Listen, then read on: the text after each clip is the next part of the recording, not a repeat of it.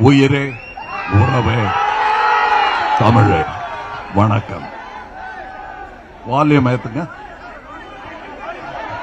Volume என்ன ஏத்துங்க. நன்றி நன்றி. உயிரே உறவே தமிழே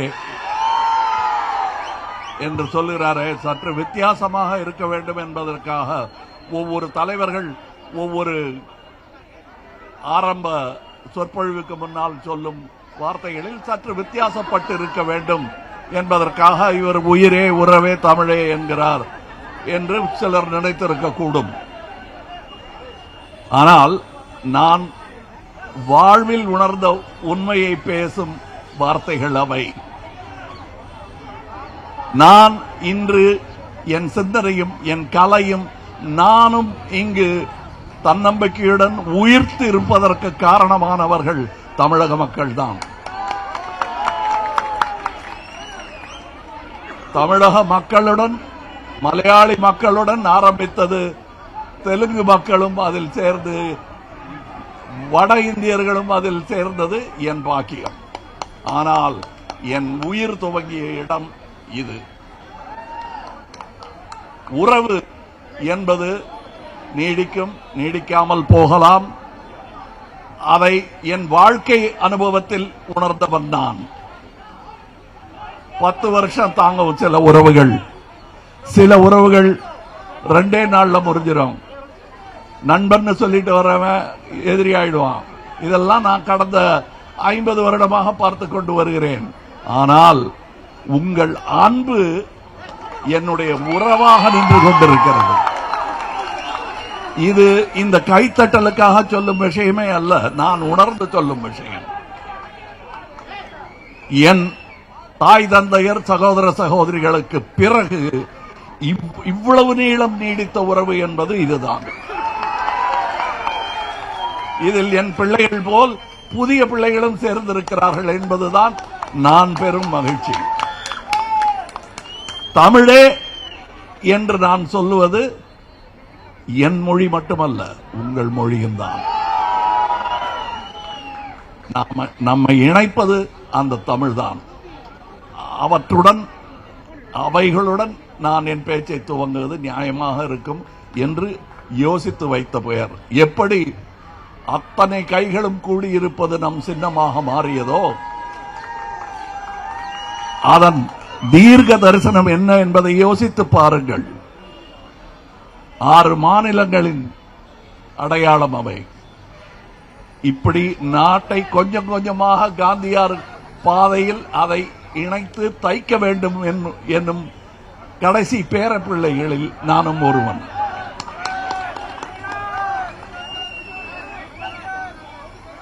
நாம்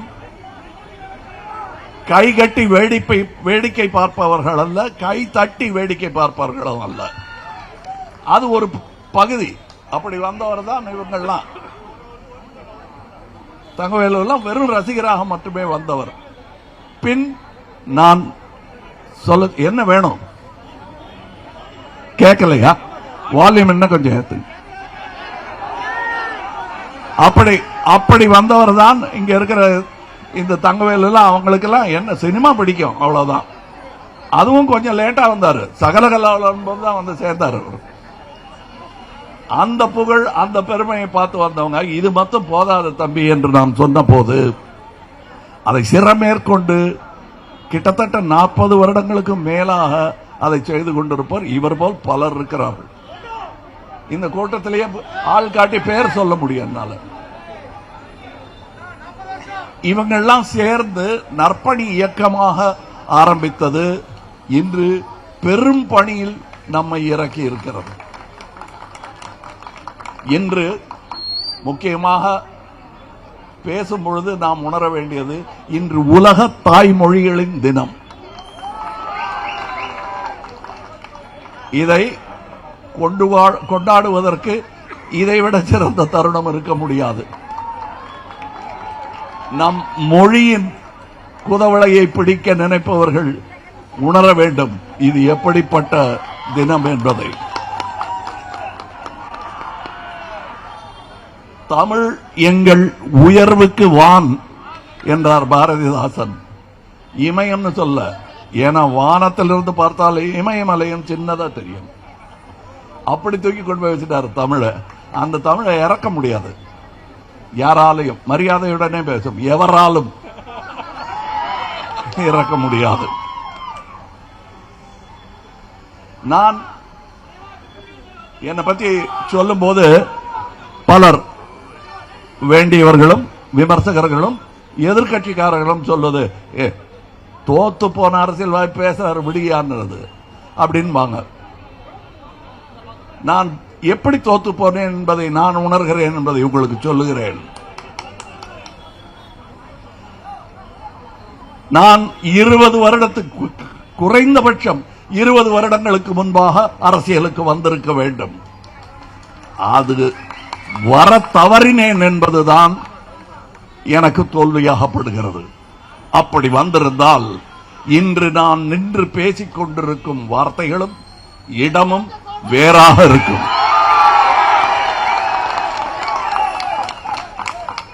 நான் இப்பொழுது பேசுவது எனக்கு வாக்கு அளிக்காதவர்களுக்காக பேசுகிறேன் என்று நினைக்க வேண்டாம். அவர்களும் என் மக்கள்தான், அவர்களும் என் உறவுதான். வாக்கு அளித்தவர்கள் போக இந்த டெமோக்ரசி என்பது பாக்கி 49% கவனிக்காமல் விடுவதல்ல.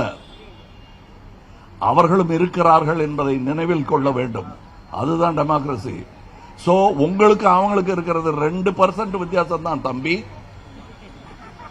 என்னங்க தாடியெல்லாம் வச்சு போற பார்த்து தம்பிங்கிறீங்க. காலம் அவர்களை தம்பியாக்கிவிடும். யாரை அண்ணலாக்க வேண்டுமோ அவரை அண்ணலாக்கும்.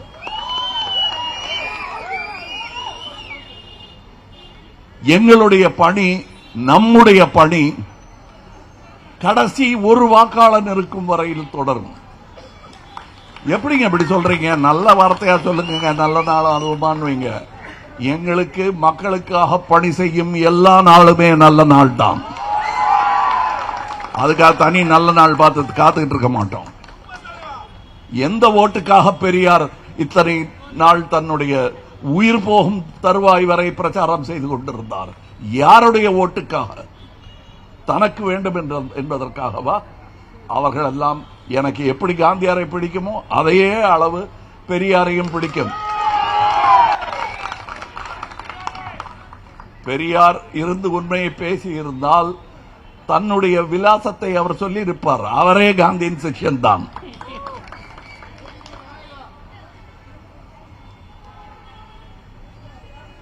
அதாவது இதுல ஒன்னு விஷயம் நம்ம புரிஞ்சுக்கிட்டோம். எனக்கு நிறைய ரசிகர்கள் சினிமாவிலிருந்து அரசியலுக்கு வந்தவர்கள் என்னுடனேயே சேர்ந்து இருக்கிறார்கள், இந்த கூட்டத்திலேயே இருக்கிறார்கள். ஆனால் என் அனுபவத்தில் நான் புரிந்து கொண்டது, ரசிகர்கள் வேறு, வாக்காளர்கள் வேறு. இது வாக்காளர்கள் கூட்டம் என்றே வைத்துக் கொள்வோம். இது சாமானியமான கூட்டம் இல்லை. இதைவிட பெரிய கூட்டத்தை நான் இதே தெருவில் பார்த்திருக்கிறேன். அந்த பிளைஓவர் மேலெல்லாம் ஆளு நின்னாங்க விஸ்வரூபம் படத்தின் போது. அவர்கள் நியாயம் கேட்க வந்த தனி மனிதர்கள், வாக்காளர்கள் அல்ல. அது யாருமே எதிர்பார்க்கல. இன்னும் சொல்ல போனா என் கண் நனைந்தது. அன்று தொண்டை கட்டி போனது, எனக்கு பேச வரவில்லை. அவர்கள் அன்பு கோபமாக மாறிவிடக் கூடாது என்பதற்காக சில வார்த்தைகளை அன்று நான் பேசினேனே அன்றி முழுவதுமாக நான் சொல்ல வந்த கருத்தை நான் அரசியலில் நுழைந்த போதுதான் சொன்னதாக நான் நினைக்கிறேன்.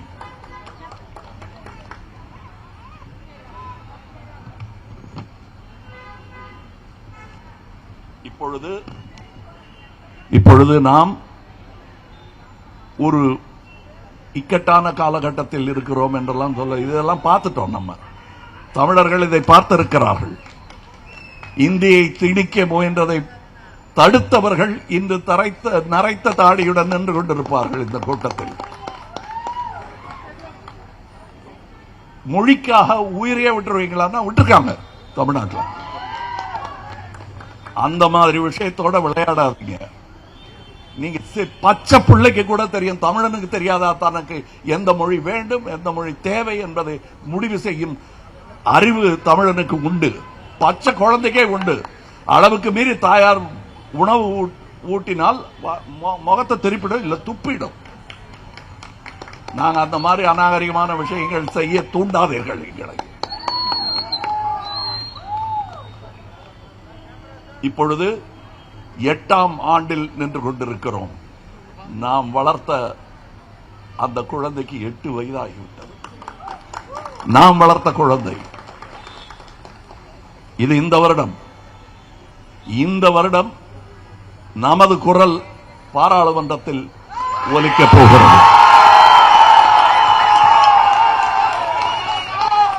அடுத்த வருடம் உங்கள் குரல் சட்டமன்றத்தில் ஒலிக்கப் போகிறது.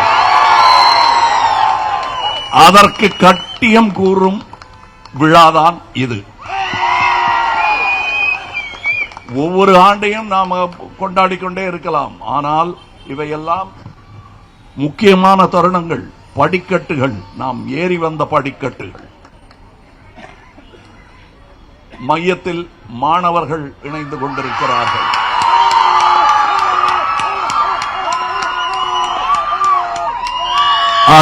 அதன் பொருள் என்ன? மாணவர்கள் நம்முடன் இணைந்து விட்டால் நான் சொன்ன நாளை நமதே அர்த்தம் புரியும் உங்களுக்கு. மாணவர்கள் தான் நாளை. அவங்களுக்கு என்னென்ன இஷ்டமோ அதையெல்லாம் கத்துக் கொடுக்க வேண்டுமே தவிர, நான் சொன்னதை நீ கத்துக்கலன்னா உனக்கு கை செலவுக்கு காசு கொடுக்க மாட்டேன்னு சொல்ற ஒரு அரசு எந்த நிலைக்கு தள்ளப்படும் என்பதை சரித்திரம் சொல்லும். அது ஒருவேளை மறந்து போயிருந்ததுன்னா நாளை சொல்லும். மாற்றத்திற்கு தயாராக உங்களை தகுதி உள்ளவர்களாக்கிக் கொள்ளுங்கள் என்பதை நான் 1ஆம் ஆண்டிலிருந்து சொல்லிக் கொண்டிருக்கிறேன். தகுதி கொஞ்சம் கொஞ்சமாக வந்து கொண்டிருக்கிறது. பத்தலைங்கிறது இவருக்கு வேலையா போச்சுங்க. அப்படிங்க பத்தலை தான். நான் இப்ப வந்ததே பத்தலைங்கிறேன். 20 வருஷத்துக்கு முன்னாடி வந்திருக்கணுங்கிறேன். நான் இங்கே இந்த 8 ஆண்டு காலமாக என்னுடன் பயணித்துக் கொண்டிருப்பவர்கள் பார்த்தா பேர் சொல்ல முடியும். இப்ப எல்லாரும் வந்து தனியா ஸ்நேகன், முரளியா, இவர் ராகேஷ்லாம் கொஞ்சம் இல்ல, ஒரு வருஷம் லேட்டா வந்தாரு. என்ன ஒண்ணுமே செய்ய விட மாட்டேங்கிறாங்க. என்ன பண்ண போறீங்க அப்பா, என்னை காப்பாத்துக்கன்னு சொன்னவர். இன்னைக்கு தன்னுடைய பொட்டன்ஷியல் என்ன என்பதை அவர் உணர்ந்து கொண்டிருக்கிறார். நான் உங்கள் அனைவருக்கும் சொல்லுகிறேன், அடுத்த வருடம் சட்டமன்றம்ங்கிறதெல்லாம் வெறும் பேச்சாக இருந்துவிடக் கூடாது. அதற்கு நீங்கள் என்ன செய்ய வேண்டும்? உங்களுக்கு ஒரு பலம் இருக்கிறது என்றால் அந்த பலம் இல்லாதவர்களுக்கு அது இருக்கும்படி செய்ய வேண்டும். நீங்கள் ஒளிரும் தீபம் என்றால் இன்னொரு தீபத்தை ஏற்றி வைக்க வேண்டும். அப்படி தீபமேற்றும் நாளாகத்தான் இதை நான் பார்க்கிறேன். அதைத்தான் நீங்கள் செய்ய வேண்டும்.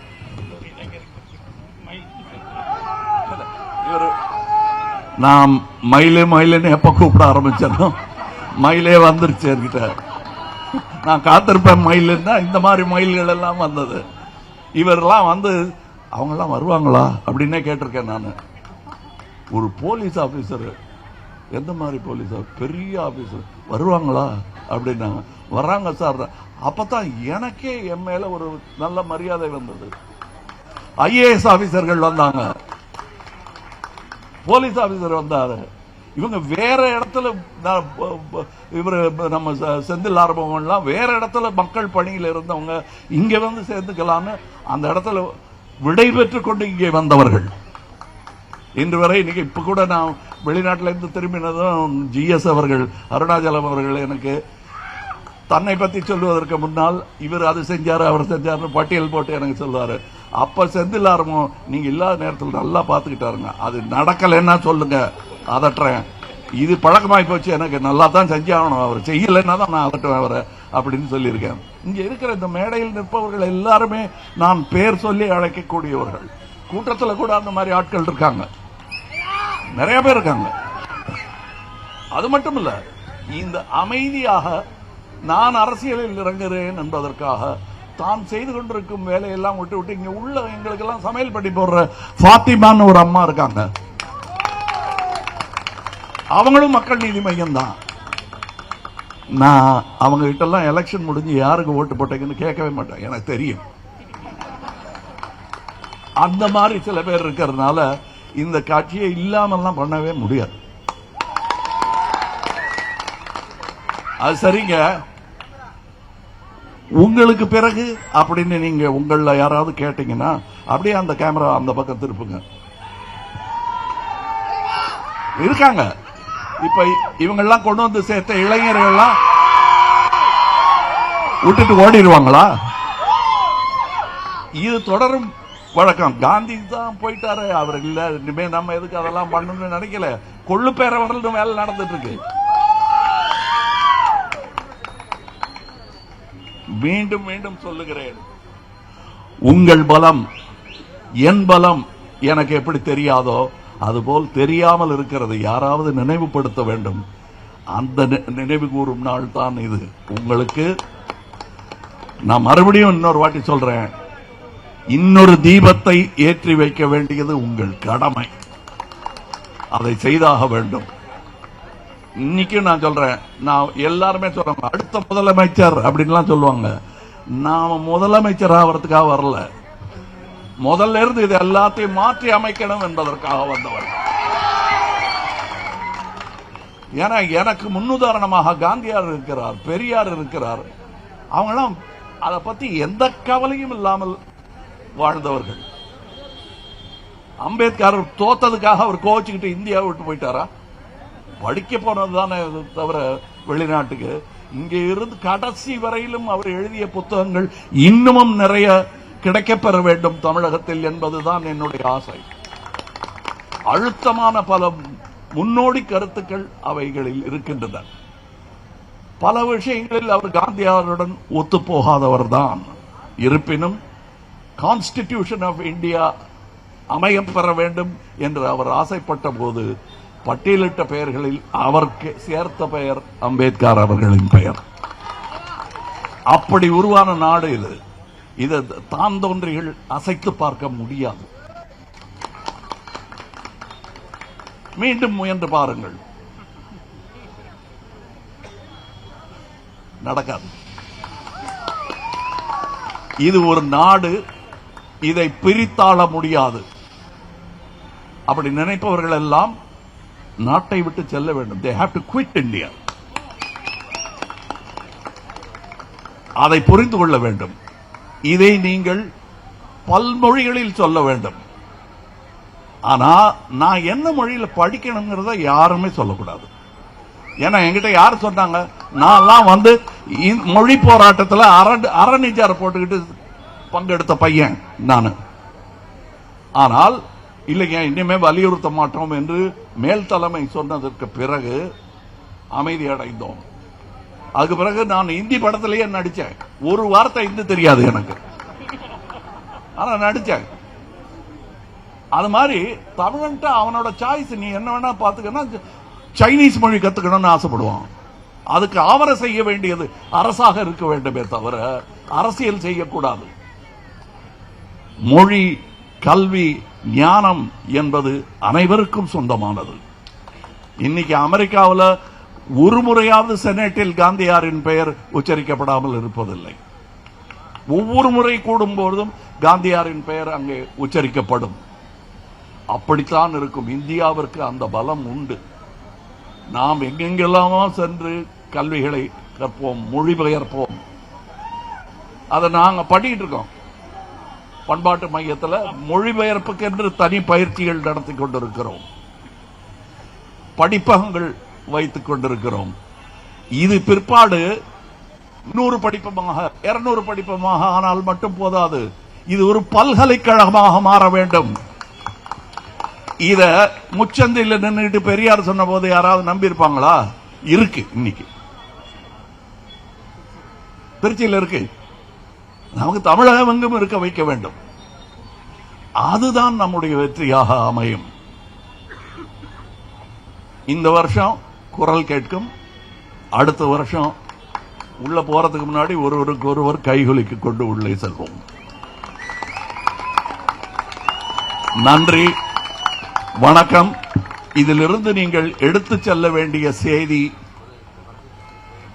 அடுத்த வருடத்தை நோக்கி இன்றே வேர்வை சிந்த ஆரம்பிக்க வேண்டும். இங்கே சென்னை, காஞ்சி, தமிழகத்திலிருந்து எத்தனை பேர் போக்குவரத்துக்கு இடைஞ்சல் இல்லாமல் கூட முடியுமோ அதைத்தான் கூட்டி இருக்கிறோம்.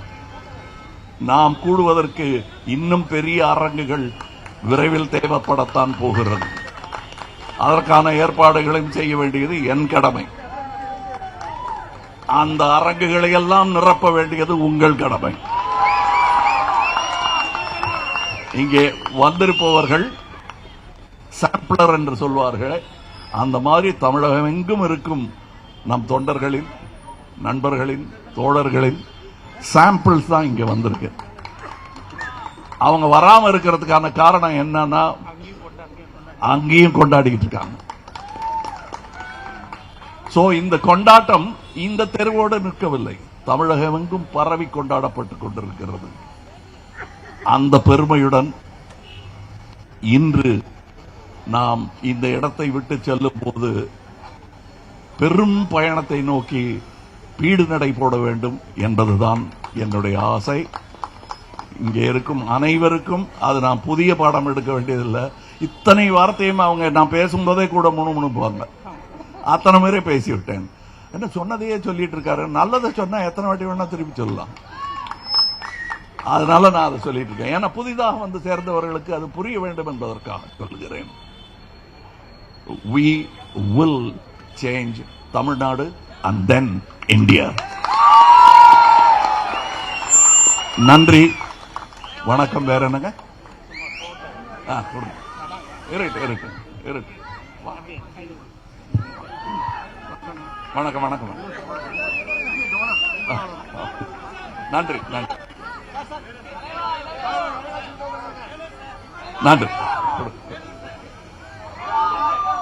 இப்ப பாத்தீங்களே, இந்த வெள்ளை தாடிக்காரர் கருப்பு தாடியே முளைக்காத போது வந்திருப்பாரு.